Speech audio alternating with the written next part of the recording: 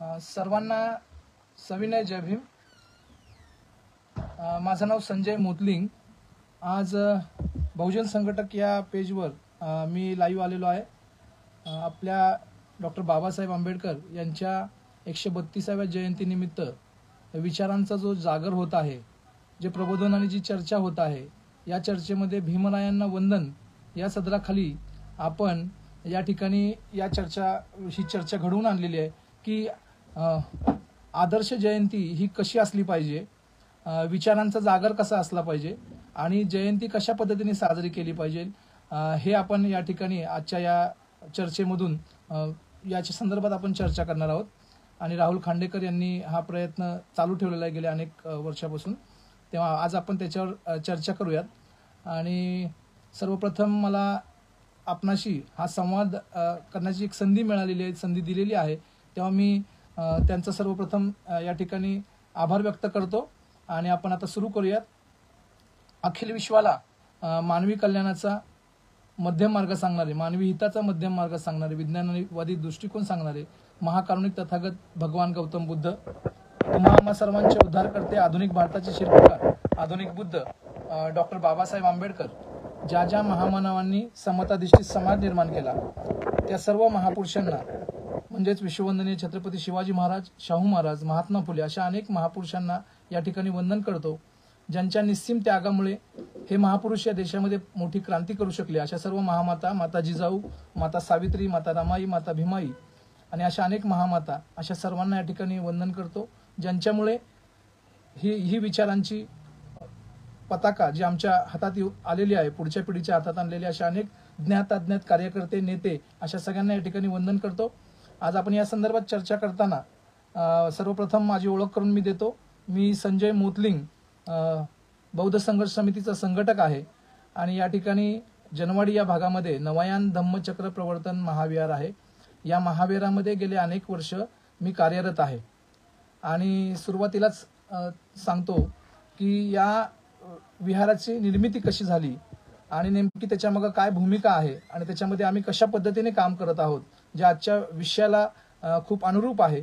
आणि ती चर्चा आज या ठिकाणी मी आता सुरुवात करतो त्याची, की या ठिकाणी 60च्या दशकापासून जुन्या काळातील काही लोकांनी, माझे वडीलही त्याच्यात होते, त्यांनी BC कांबळे गटाचं अनेक वर्ष काम केलेलं आहे, पुणे शहराचे ते अध्यक्ष होते, अनेक वेगवेगळ्या निवडणुका त्यांनी लढवलेल्या आहेत आणि त्यांनी काही लोकांना सोबत घेऊन या ठिकाणी एक 10 बाय 10चं छोटंसं स्वाभिमानी विहार हे आमच्या परिसरामध्ये निर्माण केलं होतं। आणि त्या स्वाभिमानी विहारामधून लोकवर्गणीतून ते छोटंसं विहार निर्माण केलं आणि त्या विहारातून सातत्याने धम्मप्रचार प्रसाराचं अतिशय योग्य पद्धतीने काम हे त्या काळामध्ये सुरू होतं। नंतरच्या टप्प्यामध्ये दुसऱ्या फळीमध्ये जेव्हा ही मोठी सिनियर मंडळी सगळी थांबल्यानंतर जसं त्यांना अभिप्रेत होतं, अपेक्षित होतं, जसं बाबासाहेबांना अभिप्रेत आणि अपेक्षित होतं, अशा प्रकारचं काम त्या ठिकाणी थोडंसं बंद झालं। आणि नव्या पद्धतीने म्हणजे जयंती उत्सव साजरा करणे आणि त्या जयंती उत्सवामध्ये वेगवेगळे गाण्यांचे कार्यक्रम घेणे, त्याच्यामध्ये मिरवणुका काढणे, अशा प्रकारे काम सुरू होतं। आणि मंडळाच्या धर्तीवर म्हणजे तरुण मंडळ जी काम करतात, वेगवेगळ्या समाजाची तरुण मंडळ असतात आपल्या अवतीभोवती, ही ज्या पद्धतीने काम करतात अशा पद्धतीने काम या ठिकाणी सुरू होतं। आणि मग ते काम जयंतीच्या आधी महिनाभर आधी एकत्र यायचं, त्याच्यामध्ये त्या मीटिंग्समध्ये सुद्धा भांडणं व्हायची, त्याची सुरुवातच वादाने व्हायची, मग त्यातून एखादी कमिटी निर्माण झाल्यानंतर ती विविध पद्धतीने वर्गणी गोळा करायची।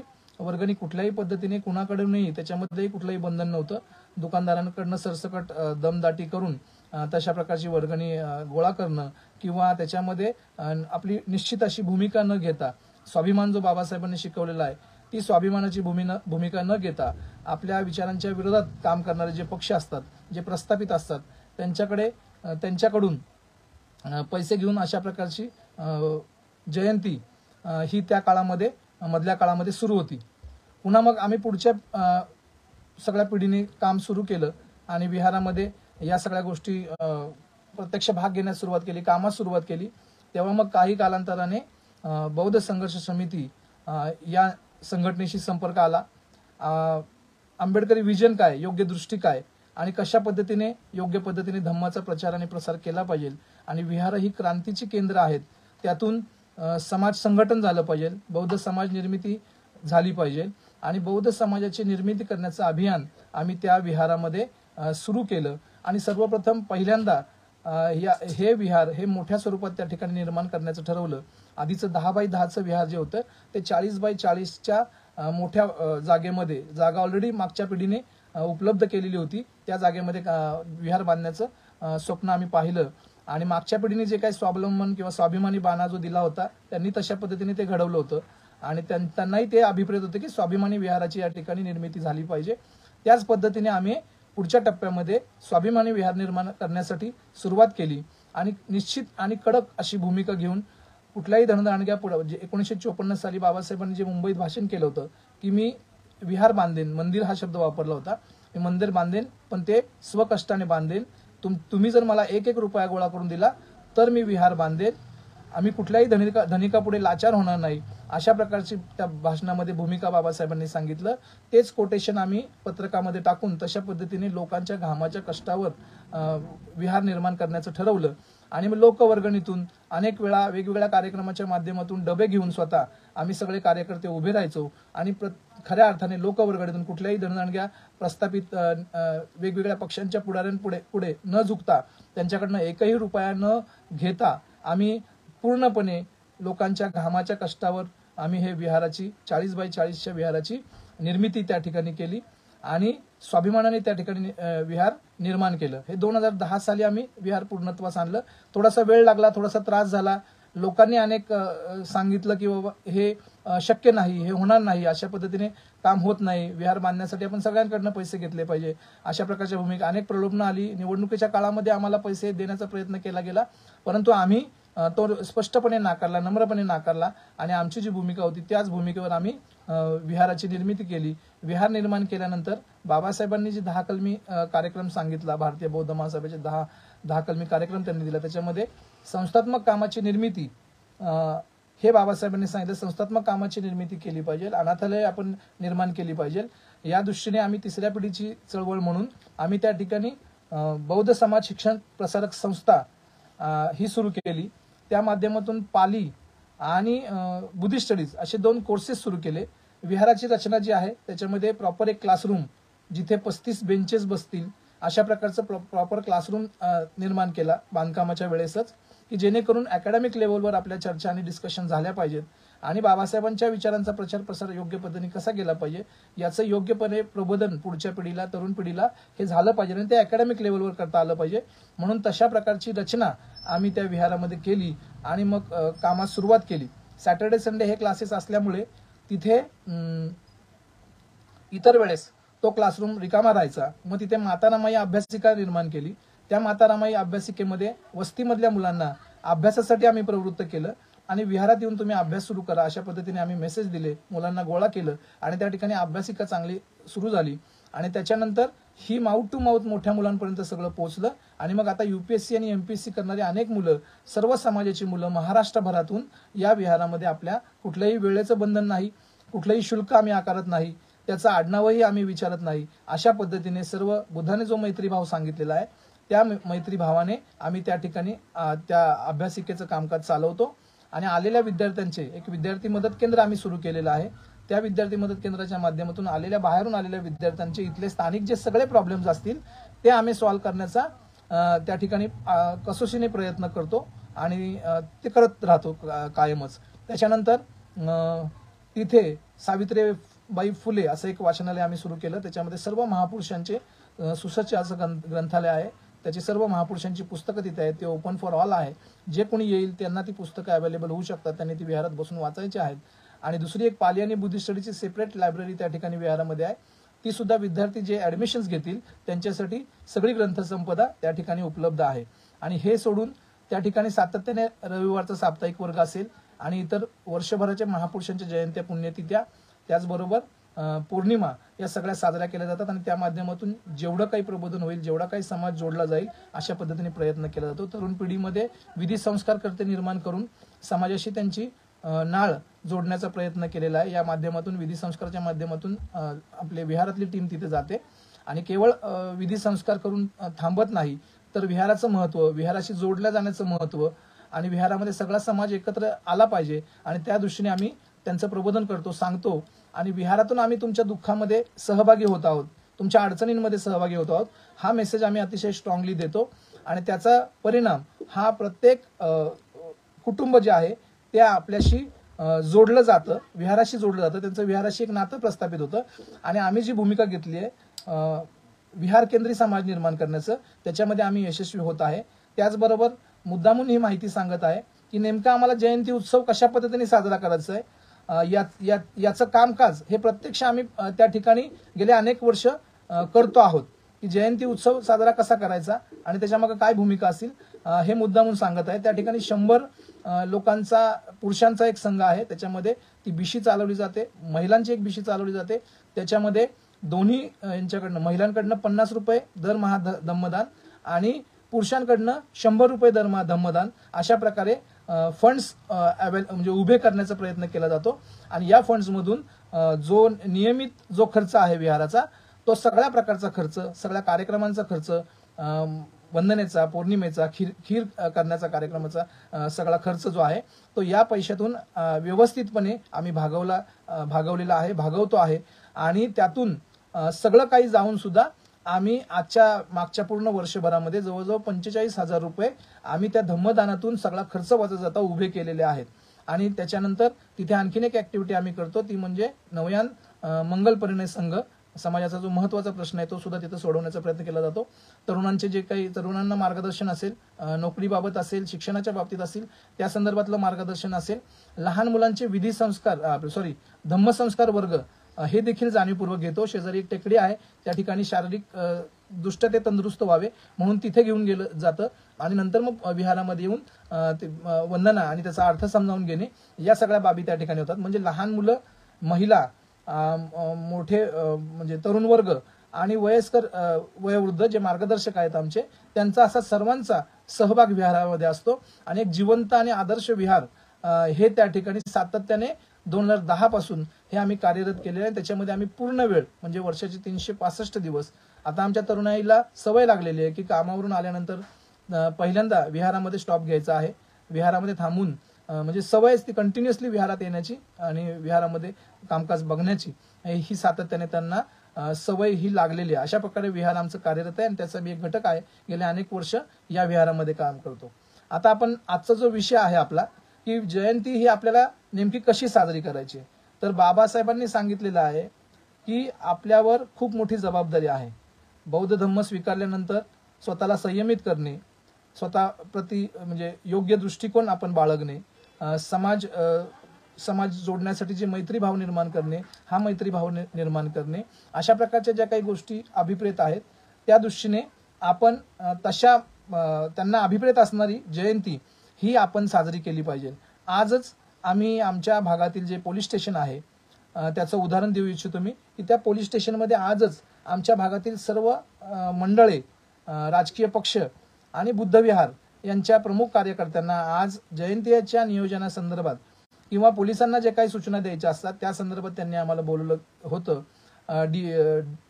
DCP बाराटे साहेब, त्याचबरोबर ACP बनसोडे मॅडम आणि त्या पोलीस स्टेशनचे PI पांढरे साहेब असे सगळेजण त्या मीटिंगला उपस्थित होते आणि त्या मीटिंगमध्ये ही जी चर्चा झाली त्याच्यामध्ये प्रत्येक मंडळ किंवा प्रत्येक प्रमुख व्यक्ती येऊन पुढे येऊन त्यांच्या कार्यक्रमाची रूपरेषा सांगत होता.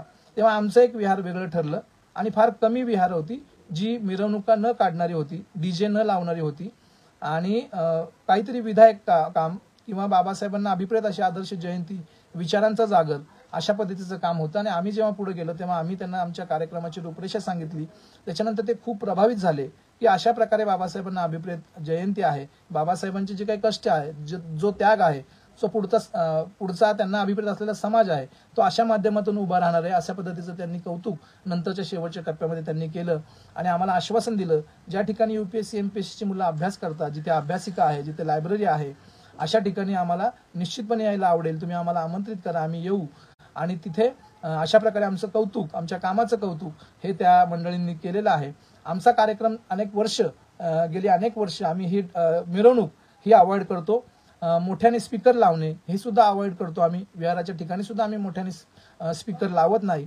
आमचा कार्यक्रमाची सुरुवात ही सर्वप्रथम 10 तारखेला आम्ही दरवर्षी सम्राट अशोकांची जयंती पुढे मागे आधी झालेली आहे तरी सुद्धा आम्ही 10 तारखेपासून सुरू करतो.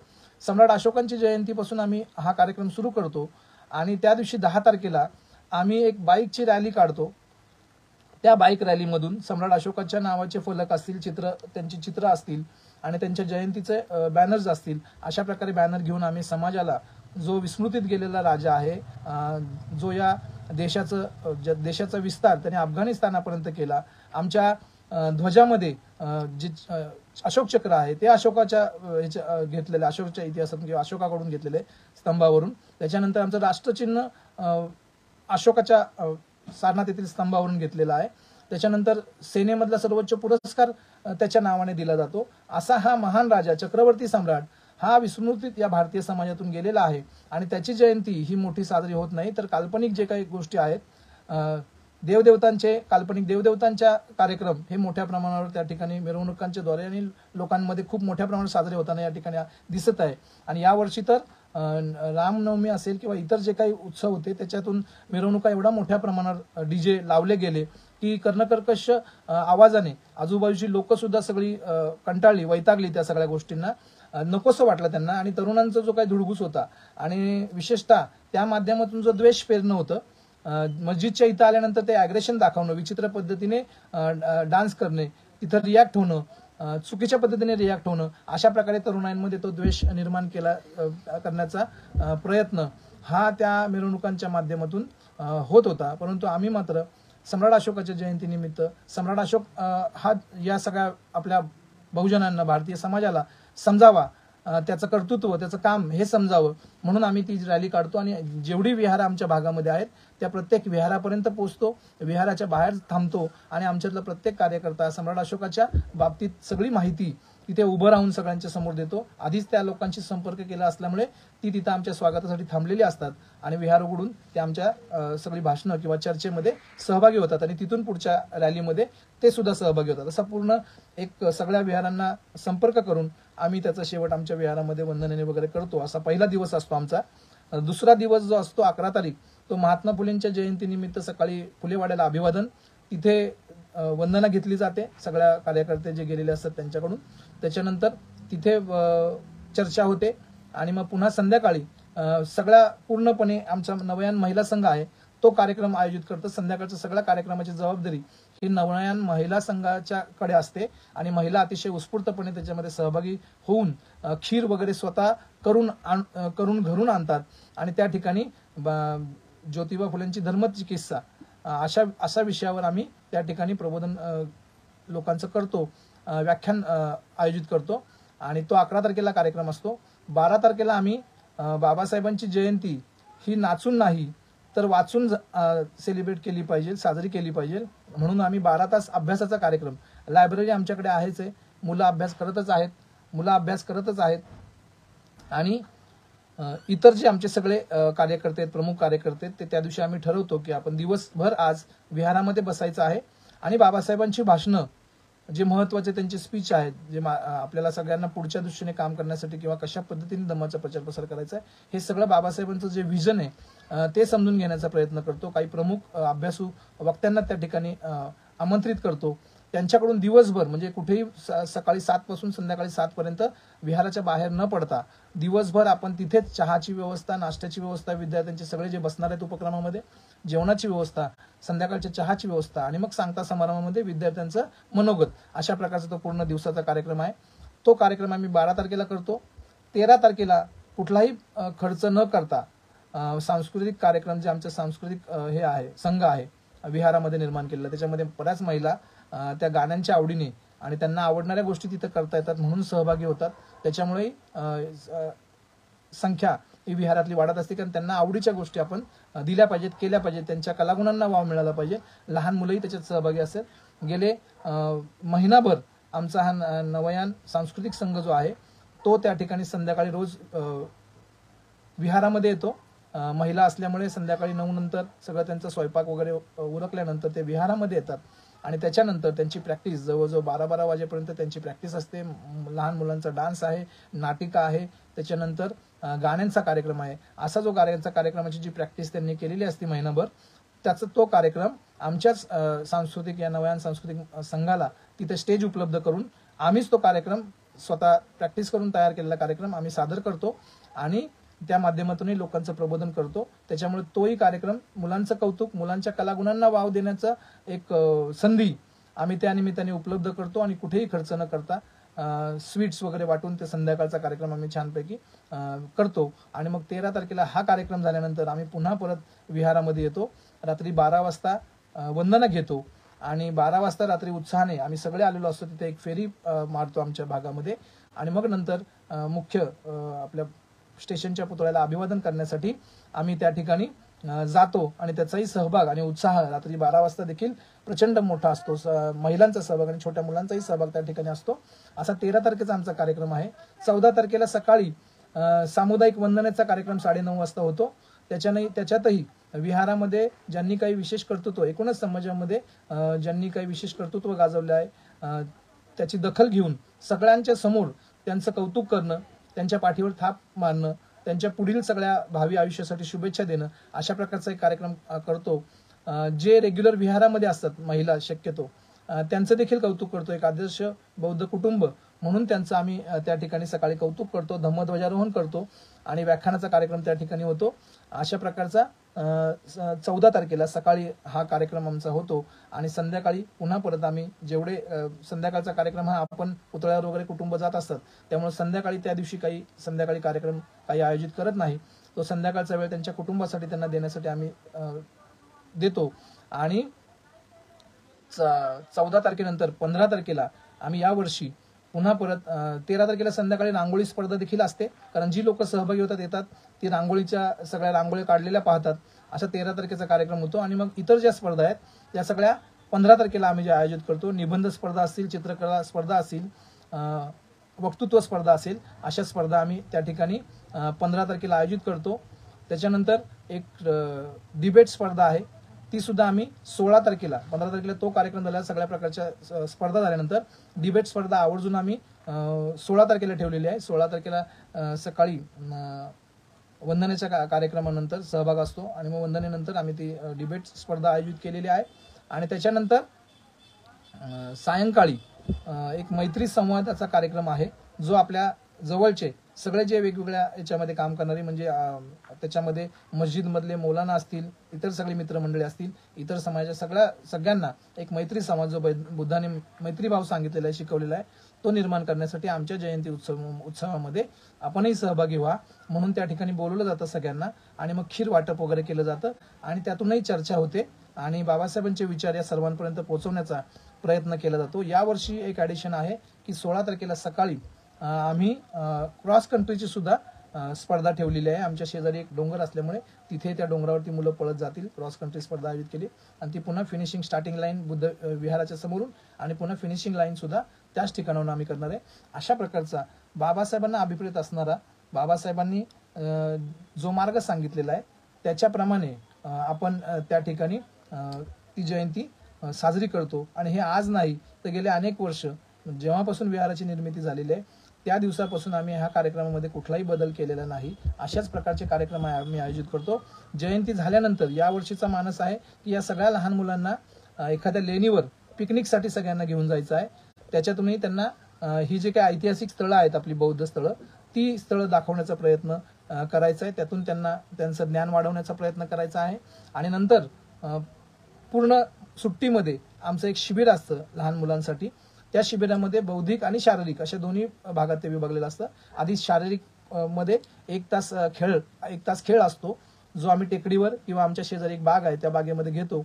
आणि नंतर बौद्धिकमध्ये अनेक वंदनेचा अर्थ असेल किंवा आर्ट अँड क्राफ्टचा विषय असेल, रोबोटिक्ससाठी मागच्या वेळी शांतीपाल ओळ आले होते, अशा प्रकारचे वेगवेगळे विषय हाताळून त्यांच्यापर्यंत वैज्ञानिक दृष्टिकोन असेल, या सगळ्या गोष्टी त्यांच्यापर्यंत पोहोचवण्याचा प्रयत्न हा संपूर्ण महिनाभर आमचा शिबिराचा कालावधी असतो, मे महिन्याचा. त्यामुळे आमची जयंती ही 10 तारखेला सुरू होते आणि संपूर्ण महिनाभर ती जयंती चालूच असते. त्याच्यानंतर ताबडतोब लगेच पुढच्या महिन्यामध्ये बुद्ध जयंती येते आणि बुद्ध जयंतीच्या कार्यक्रमाला सुद्धा अशाच प्रकारे आम्ही श्रामणेर शिबिरामध्ये आमच्या लहान मुलांना पाठवण्याचा प्रयत्न करतो. मागच्या वेळेस 2 जण त्या शिबिरामध्ये सहभागी झाले आणि त्यांना पण इथे आणून एका वळी शिस्तबद्ध पद्धतीने आम्ही ते भोजनदान वगैरे या सगळ्या गोष्टी करतो. असा कंटिन्युअसली कार्यक्रम हा जयंतीचा असतो. तर आजचा जो आपला विषय आहे, मला असं वाटतं की आपल्या समाजाने अतिशय गांभीर्याने बाबासाहेबांनी जे सांगितल्याप्रमाणे बाबासाहेबांनी जे सांगितलेलं आहे की बाबासाहेबांनी 14 जुलै 1952 रोजी मुंबई येथील दामोदर हॉलमध्ये जेव्हा अस्पृश्य कार्यकर्त्यांचं सभेचं आयोजन केलं होतं, तेव्हा बाबासाहेबांनी अतिशय गांभीर्याने या गोष्टी सांगितल्या होत्या की सार्वजनिक फंडाचा योग्य वापर करावा. आपण जे लोकांच्या घामाच्या कष्टाचे पैसे गोळा करत आहोत त्याचा वापर हा अतिशय योग्य पद्धतीने आपण केला पाहिजे. त्याच्यामध्ये काटकसर केली पाहिजे. चुकीच्या पद्धतीने, वायफट पद्धतीने डीजेंना मोठ्या प्रमाणावर खर्च आपण करता कामा नये. अशा प्रकारचा बाबासाहेबांनी स्पष्ट आदेश दिलेला आहे की सार्वजनिक जे पैसे असतील त्याचा वापर अतिशय काटेकोरपणे आणि योग्य पद्धतीने आपल्याला करायचा आहे. हे याच पद्धतीने आपण जयंतीमध्ये जे काही वर्गणी स्वरूपामध्ये पैसे गोळा करतो ते कुठल्याही पद्धतीने चुकीच्या पद्धतीने डीजे लावून, डान्स करून, विचित्र गाण्यांवर डान्स करून, गोंधळ घालून आपण तो पैसा खर्च न करता, त्या पैशाचा अपव्यय न करता योग्य पद्धतीने काटकसर करून पुढच्या सगळ्या रचनात्मक कामाला या पैशाचा, या निधीचा उपयोग कसा होईल, आपल्याला अत्यंत गरज आहे ती साधनं निर्माण करणं, इन्फ्रास्ट्रक्चर निर्माण करणं, रचनात्मक काम उभं करणं, हे अत्यंत महत्त्वाचं काम आपल्या पिढीपुढे आपल्या आता आहे. आणि आता आपल्यापैकी बऱ्यापैकी आपण थोडेसे सधन झालेलो आहोत. फायनान्शियली थोडीशी डेव्हलपमेंट बऱ्यापैकी झालेली आहे. एज्युकेशनली डेव्हलपमेंट बऱ्यापैकी झालेली आहे. मॅनपॉवर बऱ्याच चांगलं आहे. त्यामुळे या टप्प्यामध्ये आपण चांगल्या पद्धतीचं इन्फ्रास्ट्रक्चर आणि रचनात्मक कामाची निर्मिती ही करू शकतो. त्या रचनात्मक काम उभं राहावं या दृष्टीने आपण ह्या पैशांचा वापर हा अतिशय काटकसरीने केला पाहिजे. आम्ही या मागच्या वर्षी हे सगळा जयंती महोत्सव साजरा करून आणि कंटिन्युअसली महिनाभर साजरा करून देखील मागच्या वर्षीच्या जयंतीमधून आम्ही 70,000 रुपये वाचवले होते आणि 70,000 रुपये आम्ही बँकेमध्ये ठेवलेले आहेत. असं करून आज आमच्याकडे जवळजवळ पुढील कामासाठी, वरचा मजला बांधण्यासाठी 3 लाख रुपये आम्ही वाचवलेले आहेत या सगळ्या खर्चातून. जयंती उत्सव कुठेही कमी पडत नाही. आम्ही उत्साहाने सगळा सेलिब्रेट करतो. गेट टुगेदर्स होतात, सगळे एकत्र येतात, आनंद उत्सव साजरा करतो. आणि त्याला कुठेही काही असं म्हणजे तरुण काही लोक आहेत, काही मंडळी आहेत ज्यांना आजही वाटतं की बाकीच्या समाजाच्या इतर सगळ्या कार्यक्रमांच्या मिरवणुका निघतात, अशा डीजे आणि अशा लाईट्स इफेक्ट्स असतात आणि खूप गर्दी असते. आपलाही समाज बऱ्यापैकी इथे चांगला असताना देखील आपली जयंती होत नाही. पण आपण हे सगळ्या गोष्टी ज्या आहेत त्यांना कन्व्हिन्स करतो की नाही, आपल्याला असं बेजबाबदारीने वागून चालणार नाही. त्यांच्याकडे चुकीच्या पद्धतीने आपण खर्च वाढवला, डीजेचे पैसे वाढवले तर आपल्याला नाईलाज असतो. जो स्वाभिमानी बाणा जो आपला आहे तो घाण ठेवावा लागतो. आणि मग त्या डीजेचे पैसे उभे करण्यासाठी आपल्याला कुठल्याही पुढाऱ्यांपुढे आणि कुठलीही ऍडजस्टमेंट करून कशाही पद्धतीने आपल्याला पैसे उभे करणं भाग पडतं. आणि मग हे पैसे त्याचा स्वाभिमान राहत नाही, लाचारी पत्करली जाते. आणि मग बाबासाहेबांनी सांगितलेल्या सगळ्याच गोष्टी ह्या कुठेतरी आपण चुकीच्या पद्धतीने करताना आपण दिसतो. आणि याचा परिणाम काय होतो, आउटपुट काय होतो की आता हे सुद्धा अनुभवातून आलेलं आहे. आम्ही फार पूर्वी जेव्हा आधीची मंडळ पद्धतीने काम करत असताना आम्ही सुद्धा या मिरवणुकीमध्ये सहभागी होतो, अगदी तरुणपणी याच्यामध्ये सहभागी होतो. पण आम्हाला त्यावेळेस असं जाणवलं की त्या मिरवणुकीमधून चुकीच्या पद्धतीची लोक त्याच्यामध्ये एंटर करतात आणि दारू पिलेली, गोंधळ घालणारी माणसं या मिरवणुकीमध्ये सहभागी होतात आणि धक्का लागला एकमेकांना म्हणून छोट्याशा कारणास्तव ती भांडणं होतात. आणि जयंती उत्सव झाल्यानंतर सुद्धा ही भांडणं सोडवण्याचा कार्यक्रम बरेच दिवस चालतो आणि कदाचित त्याचं पर्यवसन हे चौकीमध्ये जाणं, कंप्लेंट्स होणं इथंपर्यंत होतं. म्हणजे आधी त्या जयंतीच्या तयारीसाठी खूप मनस्ताप आणि सगळं धावपळ करावी लागते आपल्या मिरवणुकीसाठी.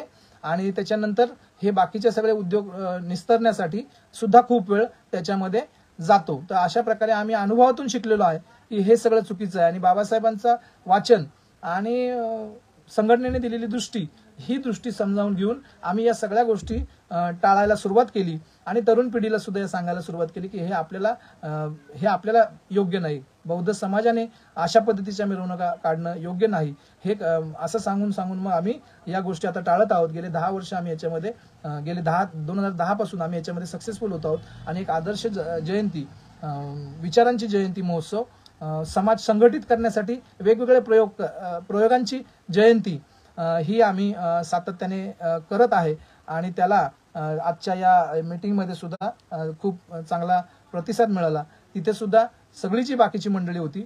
एका व्यक्तीने पुढे येऊन, मंडळाच्या प्रमुखाने पुढे येऊन सांगितलं की जयंती उत्सव असतो, आनंद उत्सव असतो, आणि मग तो आम्हाला आनंद सेलिब्रेट करायचा नाही का, आणि हे विचारांचं वगैरे जागरण तुम्ही असं सगळं बोलताय, हे फक्त आमच्यावरच का, आम्हाला एक दिवस वर्षातून आम्ही एकच आमचा सण असतो मोठा, त्या सणाला आम्हाला नाचू द्यात, मजा करू द्यात, आनंद लुटू द्यात, त्याच्यामध्ये काय प्रॉब्लेम आहे, असं म्हटल्या तिथे आम्ही मायनॉरिटीमध्ये गेलो आणि मेजॉरिटी मुलांनी, तरुण मुलांनी आणि त्याच्या प्रमुख लोकांनी टाळ्या वाजवून त्याचं स्वागत केलं.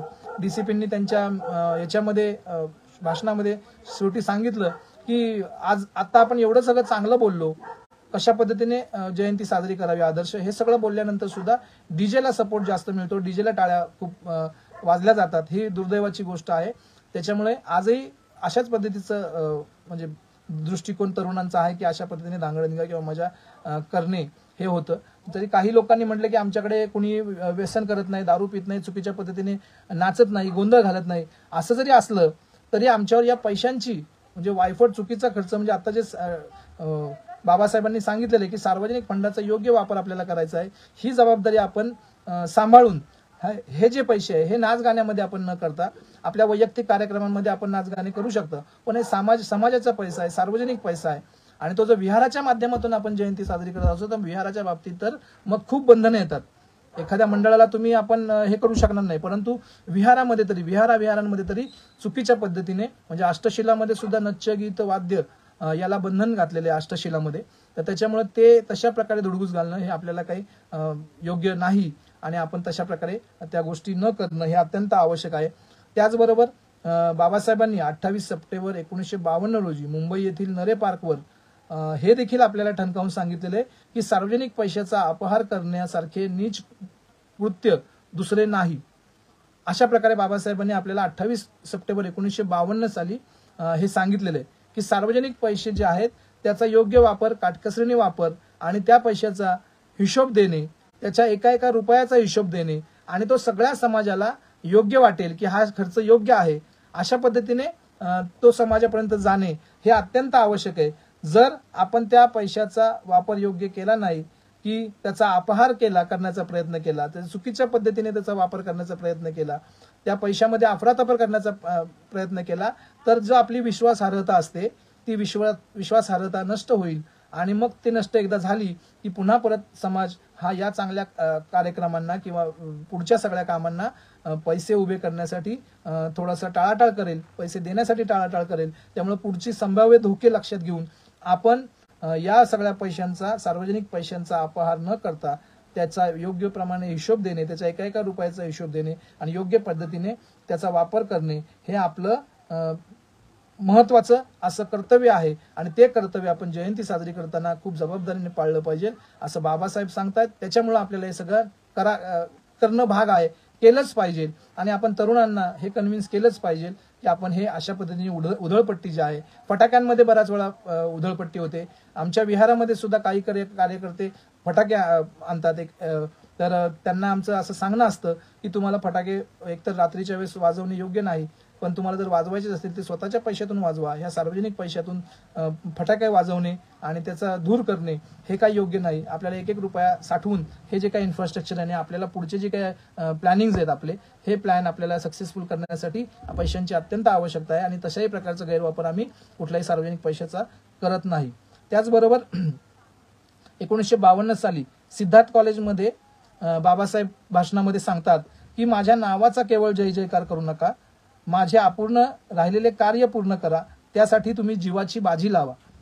बाबासाहेब स्पष्टपणे सांगतात की माझ्या नावाचा जय जयकार करू नका, मला डोक्यावर घेऊन नाचू नका. अनेक वेळा आपण बघतो सगळीकडे हेच दृश्य आहे, मोठ्या मोठ्या मिरवणुका, नाचणे आणि बाबासाहेबांचा प्रत्यक्ष विचार, कुठलाही विचार माहीत नाही, कशा पद्धतीने भारत बौद्धमय करायचा आहे, कशा पद्धतीने या महापुरुषांचे विचार समाजामध्ये रुजवायचे आहेत, जे समाजाला अत्यंत गरजेचे आहेत। भारतीय समाजाला या महापुरुषांच्या विचारांची आवश्यकता आहे। अज्ञान आणि अंधकारामध्ये आजही ते आपल्याला चाच पडताना दिसत आहेत आणि सगळ्या बुवाबाजी असेल, दैववाद असेल, अंधश्रद्धा असेल याच्या खाईत ते बुडताना दिसत आहेत।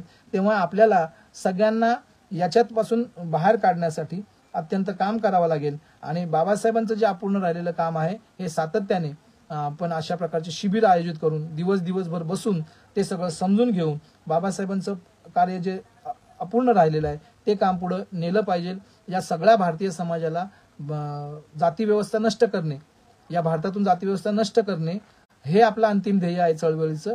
तेव्हा ही जाती व्यवस्था नष्ट करण्यासाठी आपण वर्षाचे 365 दिवस हा जयंती महोत्सव साजरा केला पाहिजे आणि त्याच्यासाठी त्याग केला पाहिजे, काम केलं पाहिजे। प्रचंड मोठ्या कामाची आवश्यकता ही आपली आहे आणि त्यासाठी बाबासाहेब म्हणतात की तुम्ही एवढा त्याग करायचा आहे की तुमच्या जीवाची सुद्धा बाजी तुम्ही लावायला तयार असला पाहिजे, म्हणजे निस्सीम त्याग करण्यासाठी तुम्ही तयार असला पाहिजे।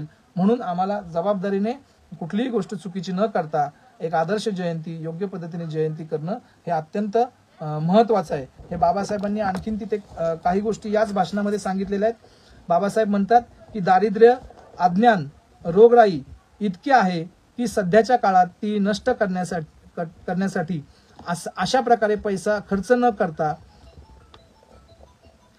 त्या पैशाचा योग्य विनियोग करणे हे अत्यंत महत्वाचं आहे। या भाषणामध्येच बाबासाहेब सांगतात की त्या पैशाचा योग्य विनिमय करणे खूप महत्वाचं आहे। रुग्णालये, शिक्षण, बेकारीसाठी छोटे छोटे धंदे, गरीब व अनाथ महिलांसाठी काहीतरी धंदे, शिक्षण देणे अशा कार्यावर त्यांनी करावा। आपण जर जमा केलेल्या पैशाचा विनियोग अशा रीतीने केला तर त्यामुळे आपल्या कार्याची वाहवा होईल असं बाबासाहेब सांगतात। म्हणजे आपल्या पैशाचा उपयोग जो आहे हे पैसे साठवून आपण रुग्णालय उभे करू शकतो। संस्थात्मक कामाची जी निर्मिती म्हटलं, रचनात्मक कामाची जी निर्मिती म्हटलं, ती रचनात्मक काम उभं करण्यासाठी या पैशांचा विनिमय आपण योग्य पद्धतीने करू शकतो। रुग्णालय उभं करू शकतो। शिक्षण संस्था, जे मी तुम्हाला मगाशी सांगितलं की आमच्या विहारामध्ये आम्ही बौद्ध संघर्ष समितीचा एक कामाचा भाग म्हणून शिक्षण संस्था सुद्धा या पिढीच्या या तरुण कार्यकर्त्यांनी उभी केलेली आहे आणि ती शिक्षण संस्था 2010 पासून आम्ही अतिशय चांगल्या पद्धतीने या ठिकाणी ती सुरू आहे, कार्यरत आहे आणि या पाली ही लोक सर्वसामान्यपर्यंत पोहोचवावी असा प्रयत्न आहे। या पुढील वर्षीचे जे ऍडमिशन्स आहेत ते या ठिकाणी आता सुरू होतील। आपल्या समाजाची ही शिक्षण संस्था म्हणून आपण सगळ्यांनी त्याच्यामध्ये ऍडमिशन्स घेतले पाहिजेत। ही संस्था मोठी करण्यासाठी या संस्थेचं आपण सभासद झालं पाहिजे, कारण बाबासाहेब म्हणतात की शैक्षणिक संस्था निर्माण करा। तर या शैक्षणिक संस्था निर्माण करण्याच्या कार्यामध्ये आपण स्वतःला झोकून दिलं पाहिजे, या संस्थात्मक कामामध्ये आपण स्वतःला झोकून दिलं पाहिजे। त्याचबरोबर बेकारांसाठी छोटे छोटे धंदे कसे आपण उभे करू शकतो अशा प्रकारचा प्रयत्न आम्ही केला पाहिजे। आमच्या विहारामध्ये एक कार्यकर्ता आहे ज्याचं नाव स्वप्नील आहे। त्या स्वप्नीलने शाळा त्याच्या आर्थिक अडचणींमुळे, कौटुंबिक अडचणींमुळे सोडून दिली होती, परंतु विहारातलं जे वातावरण आहे, अभ्यासाचं जे वातावरण आहे, या वातावरणामध्ये पुन्हा एकदा बाबासाहेबांच्या या सगळ्या ज्या प्रबोधनाची जी काही व्याख्यानं होत होती प्रबोधनपर, या व्याख्यानातून समजून घेऊन हे सगळं पुन्हा एकदा त्याच्यामध्ये ऊर्जा निर्माण झाली। अभ्यासाला तो पुन्हा लागला। 10वीची परीक्षा त्यांनी बाहेरून पुन्हा दिली, त्याच्यानंतर त्यांनी 12वीची परीक्षा सुद्धा दिली आणि तो आता लॉच्या एंट्रन्स एक्झाम त्यांनी दिलेली आहे आणि लॉ करण्यासाठी प्रयत्नशील आहे। त्याच्यामुळे विहारामध्ये आल्यानंतर अशा प्रकारे मानसिक बदल होतो आणि आपण योग्य पद्धतीने काम केल्यानंतर, हे संस्थात्मक काम केल्यानंतर अशा प्रकारे आपली मुलं ही बाजूला गेलेली मुलं सुद्धा वाटेवर येतात आणि आता मी सांगितलं की छोटे छोटे उद्योगधंदे सुरू करण्यासाठी प्रयत्न केला पाहिजे। तर मग त्यानेच एक फ्रँचायझी घेऊन म्हणजे ते पार्सल जे आपण देतो ते पार्सल्स देण्याची फ्रँचायझी घेऊन त्याचं स्वतःचं म्हणजे अर्थकारण पण तिथे विहारातून निर्माण झालेलं आहे। 2 कंपन्यांची फ्रँचायझी त्यांनी घेतलेली आहे आणि त्याचं काम अतिशय चांगलं सुरू आहे। अशाच प्रकारे आमच्या बिशीच्या माध्यमातून छोटे उद्योग उभे करताना किंवा अडचणींमध्ये किंवा आरोग्याचे प्रश्न जेव्हा निर्माण होतील तेव्हा आम्ही सगळे एकत्र येऊन ते ज्यांचे प्रश्न असतील ते प्रश्न सोडवण्यासाठी ते बिशीचे पैसे सुद्धा आम्ही त्यांना देतो। त्याच्याबरोबरच सगळ्यांच्या माध्यमातून आपण पैसे उभे करून त्यांना त्या ठिकाणी ते पैसे उपलब्ध करण्याचा प्रयत्न करू आणि त्यांचा मार्ग धंद्याचा असेल किंवा इतर काही प्रश्न असतील ते प्रश्न सोडवण्याचा प्रयत्न आम्ही हा सातत्याने करत आहोत। आणि त्याचबरोबर अनाथ महिलांसाठी सुद्धा काही आपण काम केलं पाहिजे। तशा प्रकारच्या संस्था आपण उभा केल्या पाहिजेत असं बाबासाहेबांनी या भाषणामध्ये स्पष्टपणे म्हटलेलं आहे। या दृष्टीने जर आम्ही पुढच्या भावी काळामध्ये ही जयंती साजरी करत असताना आपण जर निश्चय केला, ठरवलं की बाबा आम्ही अशा पद्धतीने बाबासाहेबांना अभिप्रेत जयंती साजरी करू, तर या सगळ्या संस्थात्मक काम उभं करण्यामध्ये निश्चितपणे आम्ही एक स्टेप पुढे जाऊ आणि अशा प्रकारचं कन्स्ट्रक्टिव्ह काम उभं करू आम्ही। कारण या पिरियडमध्ये जो जयंतीचा काळ असतो याच्यामध्ये प्रचंड उत्साह आणि प्रचंड ऊर्जा ही सगळ्यांमध्ये संचारलेली असते। त्याला योग्य पद्धतीने आपण जर डायव्हर्ट केलं तर खूप रचनात्मक आणि मोठं काम हे आपण उभं करू शकतो। फक्त त्याला योग्य दिशा देण्याचं काम आहे आणि ते काम हे जे नेतृत्व करतात, जे लिडरशिप करतात, विहारांचं असेल, मंडळांचं असेल, त्या नेतृत्वाला ते योग्य दृष्टी असणं, त्याला ती योग्य दृष्टी देणं आणि आपल्या सगळ्या बांधवांना कन्व्हिन्स करणं, चांगल्या गोष्टींसाठी, योग्य गोष्टींसाठी कन्व्हिन्स करणं हे आपलं कर्तव्य आहे। आपण या जयंतीमध्ये सगळे मिळून ही जी काही आजची चर्चा झालेली आहे, तर ही चर्चा मी तुम्हाला सगळ्यांना विनंती करतो की तुम्ही या कालावधीमध्ये केव्हाही आमच्या नवयान धम्मचक्र प्रवर्तन महाविहाराला भेट द्या। पुण्यातील मंडळी जी आहेत ती लवकरात लवकर भेट द्या। हे जे काही आम्ही काम उभं केलेलं आहे ते प्रत्यक्ष तुम्ही पहा, अनुभवा आणि अशा प्रकारचं काम ठिकठिकाणी आपण कसं उभं करू शकू, एकमेकांना आपण सपोर्ट कसा करू शकू, विचारांची देवाणघेवाण कशी करू शकू, अशा कामांना आपण कशी गती देऊ शकू, अशा पद्धतीने आपण या जयंतीला निश्चय करूयात, जेणेकरून आपण पुढच्या भावी काळामध्ये पुढची जयंती येईपर्यंत काहीतरी आपल्या पुण्यामध्ये कन्स्ट्रक्टिव्ह काम आपण उभे करू शकतो आणि हेच मग इतरांना प्रेरणादायी होईल, इतरांना प्रेरणा देण्याचं काम हे निश्चितपणे होईल। तेव्हा मी बाबासाहेबांचं एक शेवटचं कोट जे आहे ते या ठिकाणी सांगतो आणि माझी जी काही आज या विषयाच्या अनुषंगाने आपल्याशी चर्चा झाली ती थांबवतो। बाबासाहेब 24 जानेवारी 54 साली मुंबई येथील सेंट झेवियर कॉलेजच्या मैदानावर जेव्हा त्यांचं भाषण झालं तेव्हा म्हणतात, खऱ्या आणि श्रेष्ठ धर्माची पुनर्स्थापना करण्याचे बिकट कार्य भावी पिढीवर येऊन पडले आहे। म्हणजे आपल्यावर एवढी मोठी जबाबदारी आहे, खऱ्या आणि श्रेष्ठ धर्माची पुनर्स्थापना करणे। जो धम्म आम्ही स्वीकारलेला आहे, जो जगाला तारक आहे, ज्याच्या आंबेडकरी विजनने बाबासाहेबांना अभिप्रेत असं बौद्ध धम्म तो लोकांपुढे पुनर्प्रस्थापित करणे, भारतीय समाजाला या अज्ञान अंधकारातून काढून त्या प्रकाशाकडे नेणे, त्याकरिता आपल्याला या सर्व लोकांना कन्व्हिन्स करण्यासाठी एक आदर्श विहार निर्माण करणे आणि आदर्श आचरण करणे, बौद्ध व्यक्तीचं आचरण, बौद्ध कुटुंबाचं आचरण यांच्यामध्ये ही सपोर्ट सिस्टीम योग्य पद्धतीने निर्माण होऊन ते एकमेकांची प्रगती कशी करतात, त्यांच्यामधला एवढा मोठा बदल हा इतर भारतीय समाजाला दाखवून आपण त्यांना प्रेरित करू शकतो की तुम्ही सुद्धा या पूर्वाश्रमीच्या तुमच्या घरी बौद्ध धम्माकडे तुम्ही पुन्हा या, तरच तुमचा विकास। त्यांनाही आश्चर्य वाटेल की आमच्या सोबत असणारी जी मंडळी आहे, पूर्वाश्रमी अतिशय वाईट जगणं हे जगत असणारी लोक, आमच्यासारखीच जगत असणारी लोक, अस्पृश्यतेचे चटके सोसणारी लोक ही आज बुद्धाचा धम्म स्वीकारून बाबासाहेबांच्या विचारांच्या मार्गाने एवढी मोठी प्रगती करू शकतात। तर अशा प्रकारचा एक आदर्श समाज आम्हाला निर्माण करायचा आहे, आदर्श विहार निर्माण करायचे, ज्याच्यातून बाबासाहेबांना अभिप्रेत क्रांती ही होणार आहे। म्हणून या खऱ्या आणि श्रेष्ठ धर्माची पुनर्स्थापना करण्याचे बिकट कार्य जे आहे हे तुमच्या आणि आमच्यावर येऊन पडलेलं आहे। त्याच्यासाठी आम्हाला निस्सीम त्याग करावा लागेल, सर्वस्वाचा त्याग करावा लागेल आणि मगच अशा प्रकारचं काम हे उभं राहील। आजच्या या जयंती नेमकी कशी साजरी करावी हे मला वाटतं बाबासाहेबांनी वेळोवेळी त्यांच्या भाषणांमधून सांगितलेलं आहे। पैशाचा अपहार न करणं, त्याचा योग्य वेळेस हिशोब देणं, त्याचबरोबर सार्वजनिक फंडाचा योग्य वापर करणं, जे समाजाला उपयुक्त आहेत, जे समाजाच्या फायद्याचे आहेत असेच उपक्रम आपण या पैशांच्या माध्यमातून करणं हे अत्यंत आवश्यक आहे। अशा प्रकारची जयंती जर आम्ही विचारांची जयंती, विचारांचा जागर जर आम्ही प्रत्येक जयंतीला करू शकलो आणि या जयंतीतून ऊर्जा घेऊन बुद्ध जयंतीतून कंटिन्युअस बुद्ध जयंतीपर्यंत ते ऊर्जा सगळी घेऊन नंतरच्या काळामध्ये आम्ही कार्यरत राहिलो 365 दिवस, तर निश्चितपणे तुम्हाला आम्हाला एक योग्य काम, बाबासाहेबांना अभिप्रेत योग्य काम हे उभं करता येईल। तेव्हा तुम्ही आम्ही सगळेजण मिळून हे काम पुढे मार्गक्रमण करूयात, पुढे जाऊयात या विचारांवर आणि बाबासाहेबांना अभिप्रेत आपण काम उभं करूयात। आपण निश्चितपणे नंतर संपर्क साधूयात, संपर्कात राहूयात आणि सगळे मिळून हे काम उभं करूयात। तुम्हा सर्वांना पुन्हा एकदा या 132व्या जयंतीनिमित्त खूप खूप शुभेच्छा देतो। आपल्या कुटुंबातही अतिशय आदर्श आणि चांगल्या पद्धतीने जयंती साजरी करा। आपल्या मुलांकडे मुलांपर्यंत बुद्धानी धम्माचं वाचन असेल, बाबासाहेबांच्या भाषणांचं वाचन असेल, हे निश्चितपणे करा. जसं आपला मुस्लिम बांधव त्यात शेवटची जी नमाज असते तराबी, त्याच्यामध्ये 1 तासाचं कुराण वाचन असतं, कुराण समजावून घेणं असतं. त्यांच्या महिला देखील या कालावधीमध्ये घरी बसून कुराणाचं वाचन कंटिन्युअसली करत असतात. तर आपण सुद्धा तशा प्रकारचं हे सगळं जे बाबासाहेबांनी दिलेली ब्ल्यू प्रिंट आहे, बाबासाहेबांनी दिलेलं जे विजन आहे, ते विजन समजावून घेण्याचा या कालावधीमध्ये प्रयत्न सातत्याने केला पाहिजे. तशा प्रकारचा प्रयत्न आपण निश्चित करू आणि या देशामध्ये एक फार मोठी क्रांती आपण 100% करूयात. तुम्हाला पुन्हा एकदा या जयंतीनिमित्त खूप खूप शुभेच्छा देतो आणि या ठिकाणी थांबतो. जय भीम, जय बुद्ध, जय भारत. धन्यवाद. Thank you very much.